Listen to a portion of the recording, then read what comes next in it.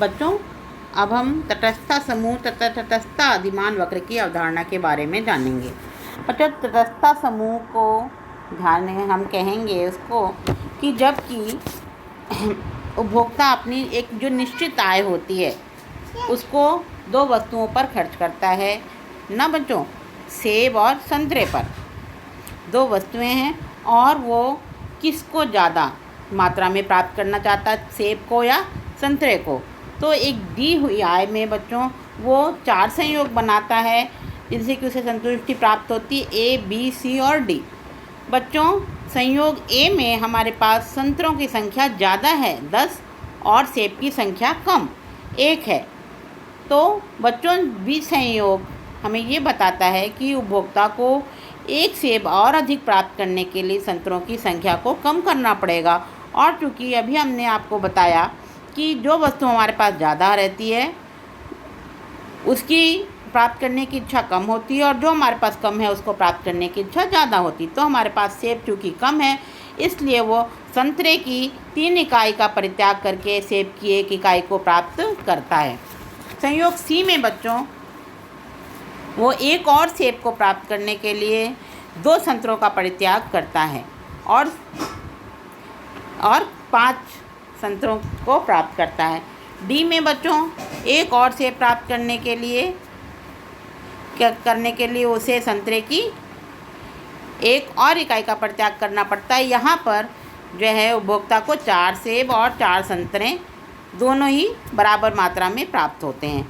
और चूँकि हर उपभोक्ता की अपनी पसंद और नापसंद अलग अलग होती है बच्चों, इसलिए किसी को किसी वस्तु से ज़्यादा तुष्टिगुण मिलता है और किसी को किसी दूसरी वस्तु से। तो क्योंकि इसमें उपभोक्ता की पसंद और इच्छा भी ध्यान में रखनी होती है, तो इसलिए उपभोक्ता ये ए, बी और सी, डी में से किसी भी एक संयोग का चयन करके अधिकतम संतुष्टि प्राप्त कर सकता है।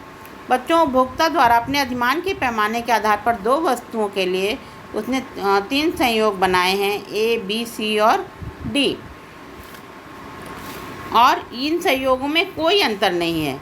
क्यों? क्योंकि वो समान आय पे यानी कि समान खर्चे पर वो ए, बी और सी, डी सभी संयोगों को, इन तीनों में से किसी भी एक संयोग को, चारों में से एक संयोग को प्राप्त कर सकते हैं।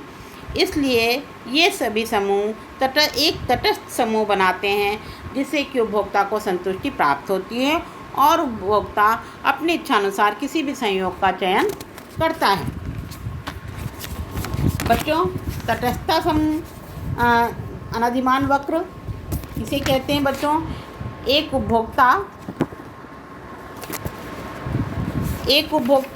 के तटस्थता समूह का रेखाचित्र प्रस्तुतिकरण है। तटस्थता अधिमान वक्र एक उपभोक्ता के तटस्थता समूह का रेखाचित्रीय प्रस्तुतिकरण है। यह उन सभी बिंदुओं को जोड़ने से प्राप्त होता है जो 2 वस्तुओं के ऐसे विभिन्न संयोगों को प्रकट करता है जो उपभोक्ता को संतुष्टि का समान स्तर प्रदान करते हैं, यानी कि समान संतुष्टि प्रदान करते हैं।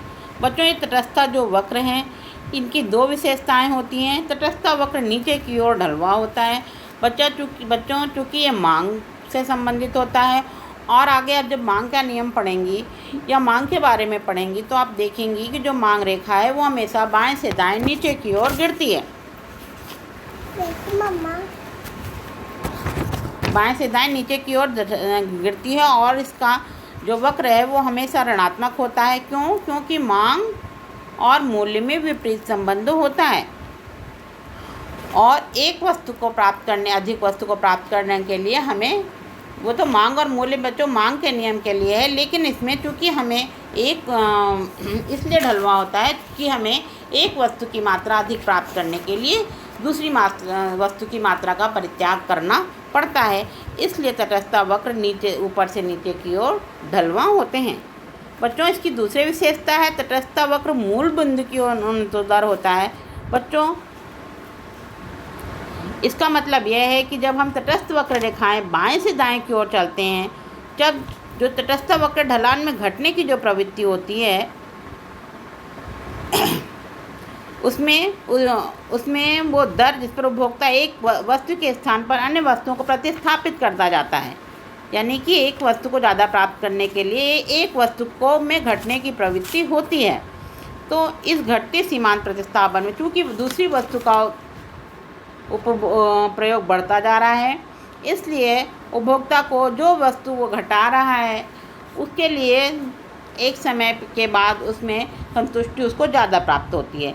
इसलिए सीमांत प्रतिस्थापन दर घटने के कारण तटस्थ वक्र उन्नतोदर होता है, यानी कि वो मूल बिंदु जहाँ पे शुरू हुआ है वहाँ की ओर उन्नतोदर होता है। बच्चों, सीमांत प्रतिस्थापन दर से अभिप्राय उस दर से है जिस पर उपभोक्ता एक वस्तु के स्थान पर अन्य वस्तु का प्रतिस्थापन करने के इच्छुक हैं। बच्चों, अब हम कल बजट रेखा के बारे में आपको बताएंगे, बजट रेखा और बजट समूह। ठीक है बच्चों, और आज आप लोग जो इसको अच्छे से सुन लीजिएगा, जो पेजेस मैंने भेजे हैं उसको अच्छे से पढ़िएगा। जो उपभोक्ता संतुलन किसे कहते हैं ये और उपभोक्ता संतुलन की तटस्थ वक्र विश्लेषण की मान्यताएं, इन दोनों को आप लिख करके याद भी कर लीजिएगा, क्योंकि बच्चों ये सारी चीज़ें आपको आगे अर्थशास्त्र के अध्ययन में बहुत ही सहयोग प्रदान करेंगी। थैंक यू बच्चों।